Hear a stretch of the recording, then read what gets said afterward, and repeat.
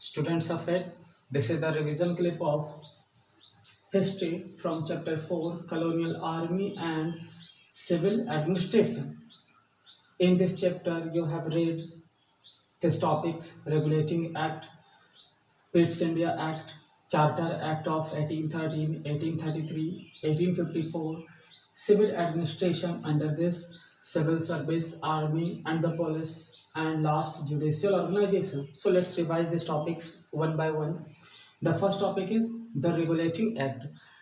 तो पहले मैं ये बताना चाहूँगा कि जब बंगाल और अवध को ईस्ट इंडिया कंपनी ने जीत ली तो यहाँ पे उसने क्या की, शासन करने के नए सिस्टम को इंट्रोड्यूस किया, जिसमें आपने पीछे वाले चैप्टर्स में पढ़ा डुअल एडमिनिस्ट्रेशन, जिसमें टैक्स वसूल करने का काम ये लोग खुद करने लगे और शासन करने का काम नवाबों को दे दिया। उस सिस्टम को ख़त्म करके इंडिया में लाई गई रेगुलेटिंग एक्ट ऑफ 1773। ये जो एक्ट था ये पास की गई थी। तो इसके तहत क्या किया गया कि बंगाल का एक गवर्नर बनाया गया, उसे पूरे ब्रिटिश इंडिया का गवर्नर जनरल कहा गया, और इस तरह से वारेन हेस्टिंग्स को इंडिया का फर्स्ट गवर्नर जनरल अपॉइंट किया गया। इसके साथ इसके council of ministers council of होते थे, 4 मेंबर्स का एक काउंसिल होता था। इसके नीचे सारा का सारा डिसीजन से गवर्नर जनरल ही लेता था। यहाँ तक कि जो बॉम्बे प्रेसिडेंसी और जो मद्रास प्रेसिडेंसी था वो भी इसी के अंडर में आ गए। एंड कलकत्ता में एक सुप्रीम कोर्ट बनाया गया और उसका पहला चीफ जस्टिस बना सर एलिजा एम्पे। इसके अलावा कंपनी के जो डायरेक्टर थे वो सारा का सारा अपने खर्च का हिसाब ब्रिटिश ट्रेजरी में अब देना शुरू कर दिया। बट इसमें कुछ कमी रह गई, जैसे गवर्नर जनरल का बात बॉम्बे और मद्रास के प्रेसिडेंसीज के गवर्नर मानते नहीं थे, मेंबर्स नहीं सपोर्ट करता था, इसलिए वजह से ये फेल्यूर रहा।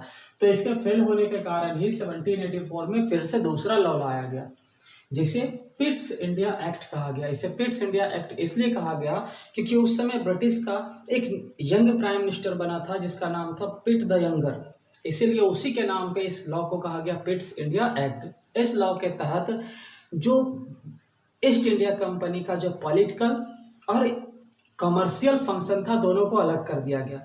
पॉलिटिकल कमर्शियल फंक्शंस के लिए बनाया गया ऑर्गेनाइजेशन जिसे बोर्ड ऑफ डायरेक्टर्स कहा गया, और पॉलिटिकल एक्टिविटीज को कंट्रोल करने के लिए बनाया गया बोर्ड ऑफ कंट्रोल, यानी बोर्ड ऑफ डायरेक्टर और बोर्ड ऑफ कंट्रोल दो अलग अलग बनाई गई, एक कमर्शियल पर्पस के लिए और दूसरा पॉलिटिकल पर्पस के लिए। एंड यहाँ पे क्या किया गया, जो गवर्नर जनरल थे उसके नीचे मेंबरों की संख्या 4 से घटा करके 3 कर दी गई, और गवर्नर जनरल को फुल पावर दी गई ताकि वो बॉम्बे और मद्रास को भी क्या कर सके, एक्वायर कर सके, अपने अंडर में ला सके। और बिना गवर्नर जनरल के परमिशन के कुछ भी नहीं हो सकता है। ये सारी चीज़ें इस पिट्स इंडिया एक्ट के तहत आई। और ज़्यादा डिटेल से जानना लाइन बाय लाइन तो पेज नंबर 37 में आप पढ़ सकते हैं। उसके बाद फिर इंडिया के अंदर चार्टर एक्ट 3 बार इंट्रोड्यूस किया, 1813, 1833 और 1854। 1813 के अकॉर्डिंग इंडिया में हर साल 1 लाख रुपये इंडियंस को एजुकेट करने के लिए खर्च की जाने लगी ताकि लोअर सेक्शंस पे इंडियन एम्प्लॉय की जा सके। उसके बाद 1833 में क्या की गई कि चाइना के साथ जो टी ट्रेड चलता था उसे डायरेक्ट क्या किया, ब्रिटिश अपने हाथों में ले लिया। और साथ ही साथ इसी एक्ट के तहत कलकत्ता जो था, कलकत्ता के अंदर जो सुप्रीम कोर्ट था, या कह सकते हो कलकत्ता का जो गवर्नर था वो पूरे इंडिया का सुप्रीम पावर बन गया और पूरा का पूरा लॉ बनाने के लिए जिम्मेदार भी यही हुआ। एंड उसके नीचे एक काउंसिल बना गवर्नर जनरल का जिसे लॉ मेंबर भी कहा गया। फिर 1854 का जो चार्टर एक्ट था जो आप देख रहे हैं, 1854 का जो चार्टर एक्ट था इसमें भी 6 मेंबर बनाया गया काउंसिल का एक 6 मेंबर का एक काउंसिल बनाया गया जो इंडियन कंपनी के सब्जेक्ट से रिलेटेड लॉ बना सके। ये 1854 का चार्टर एक्ट था। तो ये हमने देखा इंडिया के ऊपर पॉलिटिकल इम्पैक्ट कॉलोनियल का। अब देखेंगे कॉलोनियल आर्मी और उसका एडमिनिस्ट्रेशन। तो एडमिनिस्ट्रेशन में जब चलते तो 3 पार्ट में हम देखेंगे। सब पहले सिविल सर्विस।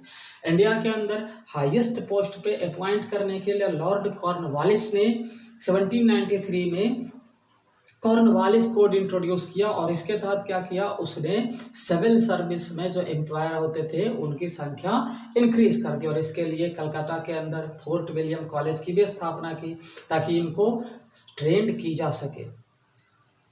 एंड इस तरह से बहुत सारे ऑफिशियल्स इंग्लैंड से आकर के यहाँ कलेक्टर बनना शुरू कर दिए। उसके बाद यहाँ की जो आर्मी थी, इस आर्मी में बहुत सारे इंडियंस को भी डिप्लॉयड किया गया।